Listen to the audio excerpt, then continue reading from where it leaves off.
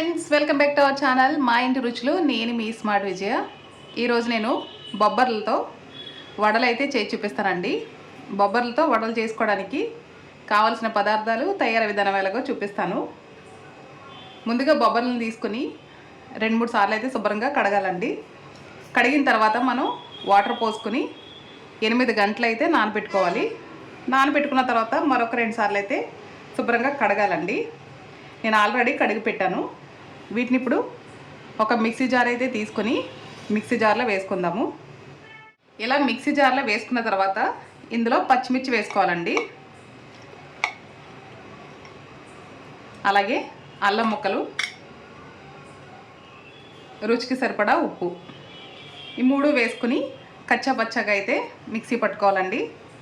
ఎలాంటి వాటర్ అయితే వేయకూడదు. అవసరం అనుకుంటే చాలా కొద్దిగా వేసుకోవాలి. ఇప్పుడు మిక్సీ పట్టు అయితే చూపిస్తానండి. చూసారు కదండి, మనకి పిండి అయితే ఈ విధంగా ఉండాలి. ఇప్పుడు ఒక బౌల్లోకి అయితే తీసేసుకుంటాను. ఇప్పుడు ఇలా ఒక బౌల్లో తీసుకున్న పిండిలో ఒక 1/2 టీ స్పూన్ జీలకర్ర, అలాగే తరిగి పెట్టుకున్న ఉల్లిపాయ ముక్కలు, కరివేపాకు ఇవి కూడా వేసేసుకోవాలండి. ఇలా వేసుకున్న తర్వాత చేత్తో బాగా కలిసేటట్లు కలుపుకోవాలండి. ఇలా బాగా కలిపేసుకున్న తర్వాత వడలు వేసుకోవడానికి అయితే స్టవ్ వెలిగించుకొని ఆయిల్ పెట్టేసుకుందామండి. ఆయిల్ పెట్టేసుకున్నానండి. ఆయిల్ కూడా వేడయ్యింది. ఇప్పుడు మనం వడలు అయితే వేసేసుకుందాము. వడలు వేసుకునే ముందు కొద్దిగా కొత్తిమీర కూడా వేసుకోండి.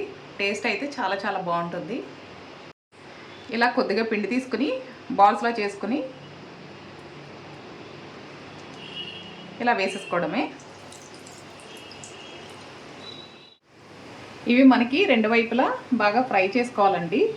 మనకి వడలు అయితే ఫ్రై అయిపోయాయండి. చూసారు కదా, ఇలా ఫ్రై అయితే సరిపోతుంది. మరి కలర్ చేంజ్ అయిపోతే టేస్ట్ అనేది మారిపోతుందండి.